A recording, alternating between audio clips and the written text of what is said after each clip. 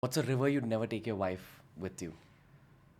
Well, I grew up canoe safaring down the Zambezi River, which has so many crocodiles that they say you can line it head to tail across both sides with crocodiles. That's how many. Plus hippos, plus lions, plus leopards, blah, blah, blah.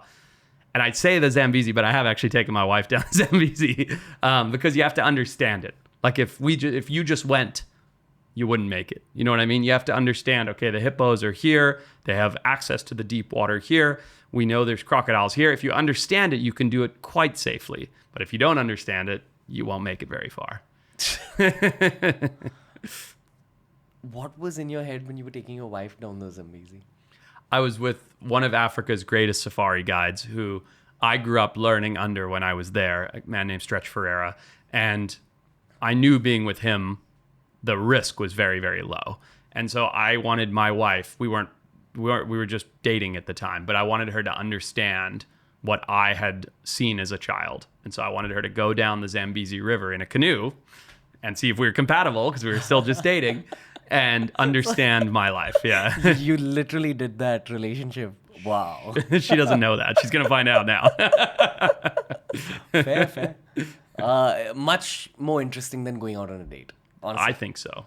Yeah. For the Indian listeners, some trivia about Forrest is that Andy Flower taught him cricket. That's right. He was my cricket coach. That's crazy to me.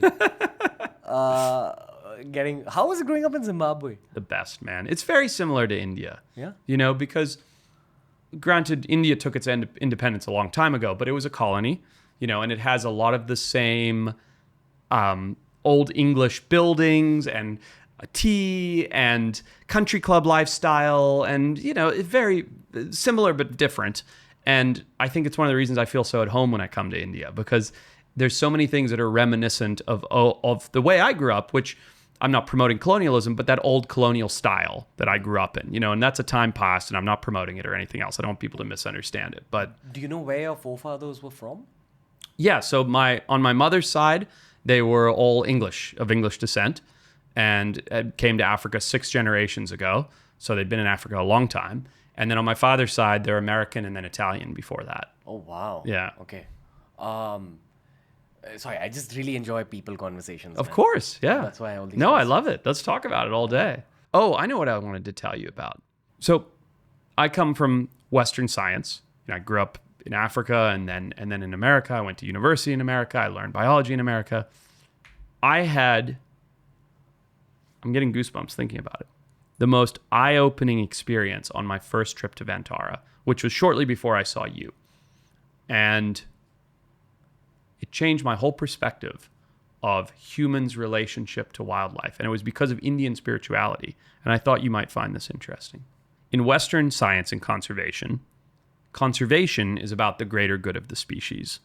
And what that means is, I'm trying to dumb it down, but basically, if there's an invasive lizard, like a tegu, let's say, which is a lizard that's invasive in the Florida Everglades, kill that lizard because all the native animals deserve to be there more than it does because it's invasive.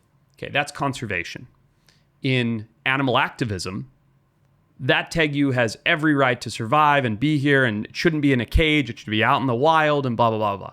But in India, and they're different sides of the coin, in India, and I found myself asking many of the keepers at Vantara about this. Every single animal being, I believe this is a Hindi cultural thing to do with the gods, and please correct me if I'm wrong. Every single animal not only has a right to be here, but we as humans, I believe in Indian culture, are servants to them. And correct me if I'm wrong here, because I'm sure I'm messing it up a little bit, but basically the modality at Vantara, the way that they operate is that they're there to serve, to try and keep everything alive. So it's not just conservation or animal activism, it's everything all tied together. And that was sort of dictated to me through this spirituality of every single creature has a right to be here, and it's our duty as human beings to make their lives as comfortable as possible, which I found really fascinating because it goes against traditional conservation. Yeah. I don't know if you've heard of the Ramayana and the Mahabharata. I'm just starting to learn and understand. I mean, not understand, but I'm just scratching the surface. Fascinating stories, and we consider it our history. Right. Like we think that those wars actually happened Right. in our ancient past. That's very Graham Hancock Yeah. kind Yeah. of a zone. And that's a field of research in itself. Yeah. So both the Ramayana and Mahabharata dictate a lot of our cultural values as a country. Yeah. So you don't have to be Hindu, but you'll still deeply be influenced by the Ramayana and Mahabharata in terms of thought. Yes. Okay, one's about righteousness and the other one's about warrior spirit. But these stories encapsulate these other 4 ancient books called the Vedas. Okay. And the 4 Vedas, loosely speaking, are what are the origin points of Hindu thought. One of the Vedas, I can't remember which one, talks about a modality of spiritual advancement where by serving beings that don't have the ability to speak for themselves, that counts as spiritual advancement. That's what I was. Yeah. That's what is trying to be conveyed to me, and it's very hard coming from traditional science and conservation, Western traditional science and conservation, to understand how to tie spirituality into wildlife and make everything thrive. But it's when I learn it and I've begun to understand it, it makes so much sense because everything we do, I think, at least in the Western world, is on extremes. It's like, left or right, but conservative or liberal, Republican or Democrat, whatever it happens to be. It's extreme, right or wrong, black or white, whatever it happens to be. But this idea of spirituality and wildlife and serving animals and conservation, and the invasive lizard has just as much right to live and as much animal life value as a goldfish, as an elephant, is like, oh yeah, it does make sense. But you have to sort of see it and understand it to come. Is that making sense the way I'm describing it? Yeah, it's fascinating. I think at this point in the podcast, people have kind of gotten to know your personality. You're one of the most spiritual people I've met in my life. What? Yeah. Please explain. Because I don't consider myself spiritual. There's a word in Hindi. The word is niyat. Okay? Niyat. So niyat loosely translates to your deepest form of intention. So every action is actually governed by intention. And then if you go deeper than what is beyond intention, you reach like inner intention, the intention of your soul. That's niyat. So where does your soul operate from? Which dictates your mind's thoughts, which dictate your actions in the world. That's so fascinating. So I've gotten to know you now. And that's why I said at the start of the episode, it's a privilege getting to know you. Thank you. Because you're one of the cleanest niyats I've ever seen in my life. So what is my intention? Your soul took birth to serve wildlife.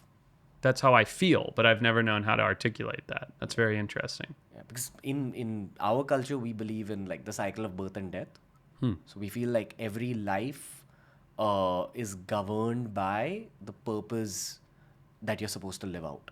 It's so interesting. Yeah. And usually the suffering that you encounter at the start of your life will shape you up better for your purpose. Interesting. And you're someone who's found your purpose pretty early. There's a reason you're born in your family in Zimbabwe, in Africa. Then you had to go to America to like reach out to the world. Yeah. So you had that intersection. We had lots of suffering too. Yeah, we left during turmoil. Yeah. I'm aware of that. I know that you carry it with you because we've spoken about this once, I think over a dinner. And I know you don't voice it out, but like I know you've not had a simple life. No. Yeah. So, That's interesting. Again, the Hindu take on this is that your soul had to go through that suffering to clean up your niyat even more. How do more people understand that? I feel like if more, and I'm speaking for Western people because obviously Hindu people understand it already, but if more Western people understood that, they would feel more fulfilled with themselves if they could honor that feeling. Yeah, I mean, there's stuff we learn from the West and there's stuff that the general West can learn from the general East. And that's always been the nature of the earth. Yeah. That the two cultures have exchanged information. Sure. So, for example, we know that what we can give the West is philosophy. Yeah. And like deeper spiritual thought. Definitely. But there's a lot that we can learn from the West. This podcast exists because I witnessed Joe Rogan grow his podcast. Sure. So that's an example of me. And I mean, bro, I'm like talking to you right now because, I've digested all of Joe Rogan's work. Sure. Yeah. And that it was a big reason that I went out of my way to even like come and spend time with you in Vantara. Yeah. Well, it's an honor. Thank you. The honor's ours, genuinely. But my point is, I think there needs to be more English speakers from the Eastern world Agreed. to carry these messages out to the Agreed. West. That can reach the West as well. Yeah. You know what I find interesting though, because I always go back to science in some regard. If I get sick cancer or something, I'm coming to India immediately. Yeah? Like- Why do you say that? I think that you say that India and the East or Oriental people and nation learn from the West. However, I think they take some things and they advance it even beyond their own understanding, meaning India, let's take India for specifically.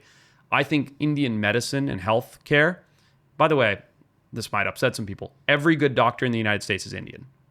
Everyone. Like, I'm sure there's some great Japanese and American and everything else, but everybody I know that goes to a doctor that's like, that's my doctor, he's my guy, he's fantastic, he's an Indian guy.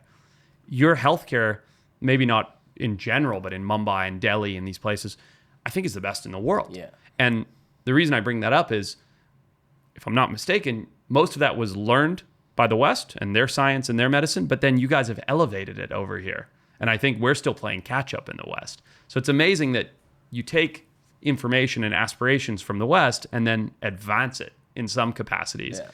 We in the West, in my opinion, need to do the same from you in understanding that. Sorry, give me the name of it again.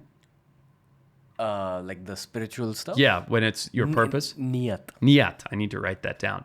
You're like, we need to learn that from you guys. I'm not saying we're going to advance it like you have medicine, but like, I've never heard that before. And I'm not the most educated person in the world, but quite well read and quite worldly. It's the first time I've ever heard it.